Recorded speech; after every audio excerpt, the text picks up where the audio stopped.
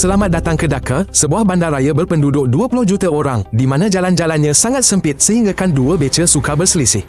Di sini, lampu isyarat tidak berfungsi, tiada laluan pejalan kaki, malah kereta tersangkut dalam kesesakan lalu lintas sehingga 6 jam sehari.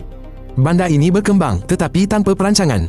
Setiap tahun, berjuta-juta pendatang tiba di sini dari utara negara, melarikan diri dari banjir dan kebuluran. Mereka membina tempat tinggal mereka daripada tirai dan kepingan logam di atas bumbung dan di sepanjang landasan kereta api. Akibatnya, Dhaka menjadi salah satu metropolis yang paling padat penduduknya dan huru-hara di planet ini.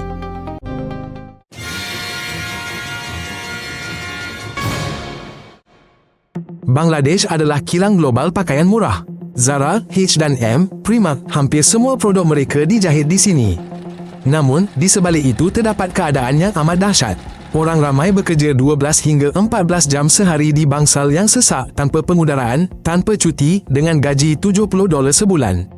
Kadangkala bangunan runtuh seperti yang berlaku dengan kompleks Rana Plaza di mana 1,100 orang maut di bawah runtuhan. Tiada sesiapa pun yang memberi pampasan kepada mangsa. Mereka hanya membina bangunan baru. Orang ramai terus ke sana kerana mereka tiada pilihan di jalanan Dhaka, mengemis pun lebih sukar daripada bekerja keras di kilang pakaian. Di ibu kota Bangladesh, sewa bilik setinggan pun seringkali lebih tinggi daripada gaji purata. Oleh itu, ratusan ribu orang tinggal secara harfiah di mana sahaja mereka boleh, di atas bumbung, di bangunan yang belum siap, di bawah tangga. Banyak keluarga berkongsi satu bilik tanpa tingkap dan air untuk 8 hingga 10 orang. Untuk makan, mereka menyalakan api terus di atas bumbung. Mandi pula hanyalah sebaldi air keruh. Tandas satu untuk 100 penghuni dan itu pun tidak selalu berfungsi. Elektrik adalah kemewahan yang boleh diputuskan bila-bila masa. Dalam keadaan seperti ini, seluruh generasi membesar. Mereka tidak ada pilihan, tiada prospek, tiada ruang untuk bernafas. Bangladesh merupakan salah satu negara yang paling terdedah kepada perubahan iklim. Setiap tahun, banjir menenggelamkan sehingga 10,000 hektar tanah. Sungai-sungai bertukar laluan, menghakis perkampungan dan tanaman. Seluruh kampung tenggelam, bukan sehari, tetapi selamanya. Namun penduduk tidak boleh pergi, mereka tiada tempat. Bandar-bandar tidak dapat menampung kemasukan orang ramai. Akibatnya, keluarga luar bandar berakhir di kawasan setinggan, tempat tiada pekerjaan maupun kemudahan hidup. Manakala mereka yang kekal pula hidup di atas benteng dan bumbung. Ada yang membina rumah daripada botol plastik sekadar untuk menyelamatkan diri. Namun bencana alam lebih kuat dan jumlah penduduk semakin bertambah. Di tengah bencana sendiri, Bangladesh menampung hampir 1 juta pelarian Rohingya dari Myanmar jiran. Mereka tinggal di kem raksasa Kutu Palong yang paling padat penduduk di dunia dengan sehingga 40,000 orang bagi setiap kilometer persegi. Tanpa sistem kumbahan dan hanya satu pam air untuk 1,000 penduduk, mereka tinggal di kemah-kemah kanvas dan kayu. Wabak, kebakaran dan banjir adalah perkara biasa. Negara itu sendiri tidak dapat menangani rakyatnya, namun para pelarian tidak dapat pulang kerana rumah mereka telah dibakar. Pertubuhan antarabangsa membunyikan amaran jika pertumbuhan penduduk berterusan, bukan sahaja ekonomi, malah ketenteraman awam juga akan meletup. Di Bangladesh, seorang doktor melayani 5,000 orang. Di hospital kerajaan, pesakit terpaksa berbaring di lantai, di koridor, malah kadangkala di luar bangunan. Peralatan tidak berfungsi kerana bekalan elektrik sering terputus. Sebuah wad boleh menempatkan puluhan pesakit dengan diagnosis yang berbeza. Pembedahan kadangkala dilakukan tanpa bius, tiada ubat-ubatan maupun keadaan steril. Kadangkala, saudara mara pesakit membantu pakar bedah memegang lampu suluh atau pembalut.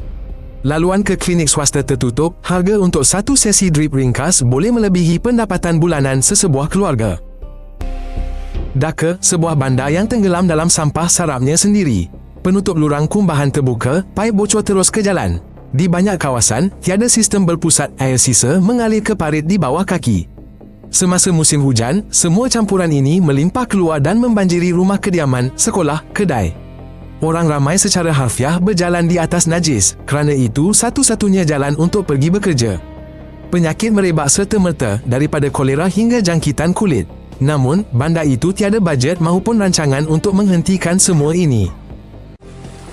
Bahkan di ibu kota, bekalan air dijadualkan hanya sejam pagi dan petang. Pada waktu lain, barisan panjang terbentuk di paip awam. Wanita dan anak-anak membawa puluhan kanister plastik berdiri di bawah terik matahari atau hujan lebat.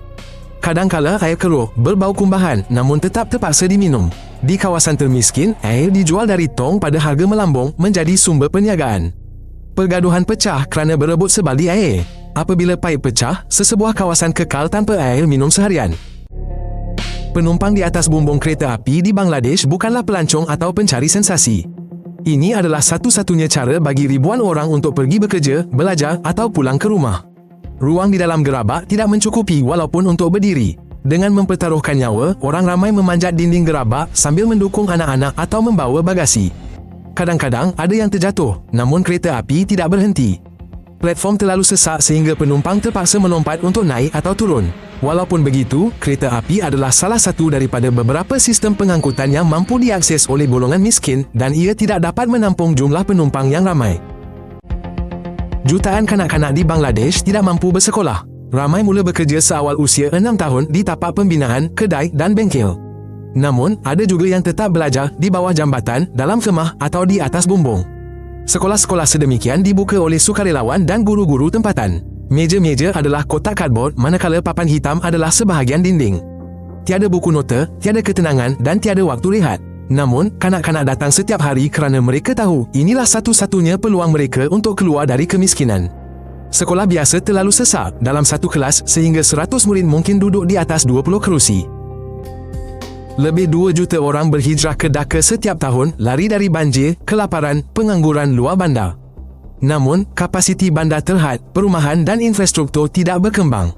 Jadi, mereka merampas tanah di landasan, tepi jalan, zon industri, membentuk setinggan tidak berkesudahan dari zin, kain buruk, sampah.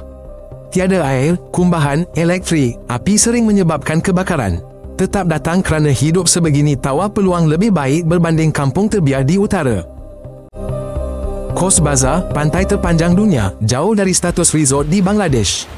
Tiada kerusi malas, hotel maupun pelancong, sebaliknya dihuni penduduk tempatan, peniaga, orang miskin dan pelarian terdesak. Pantai ini berfungsi sebagai tempat perlindungan, pasar dan penempatan darurat. Airnya kotor, botol plastik berserakan, ikan berbau, haiwan sekarat. Orang mandi berhampiran kumbahan. Pelancongan di sini hanya nama pada papan tanda. Pelancong pasti lari dalam sejam kerana pantai ini sudah lama menjadi zon kelangsungan hidup di bawah terik matahari dan hiruk pikuk peniaga. Di Bangladesh, separuh penduduk, terutamanya di luar bandar dan setinggan, tiada akses tandas. Lantas, sungai menjadi satu-satunya pilihan digunakan untuk membuang hajat, mandi, mengambil air, serta membuang sampah. Penduduk tinggal di tebing, kanak-kanak bermain dalam air kotor, di samping bangkai kambing dan beg plastik. Sistem kumbahan hampir tidak wujud, selepas hujan, segala kotoran mengalir ke sungai yang sama. Air ini kemudiannya digunakan untuk menyiram padi, malah ada yang meminumnya. Ini bukan pilihan, sebaliknya satu-satunya realiti. Di Bangladesh, runtuhan bangunan bukan sesuatu yang asing. Terutamanya di kawasan perindustrian dan setinggan, tempat binaan dibuat tanpa jurutera atau permit. Dindingnya dari pasir dan lumpur, silingnya disokong besi tertulang dari sampah. Cukuplah sekadar hujan atau gegaran bawah tanah, rumah itu akan runtuh.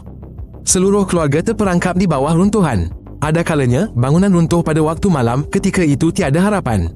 Pasukan penyelamat tiba lewat kerana jalan terhalang kenderaan dan sampah. Orang ramai menggali dengan tangan tanpa jentera. Dan walaupun terselamat, mereka kehilangan tempat tinggal tanpa bantuan, tanpa harapan. Di Dhaka, hampir tiada apa yang berfungsi. Elektrik diputuskan mengikut jadual. Sampah tidak diangkut berminggu-minggu.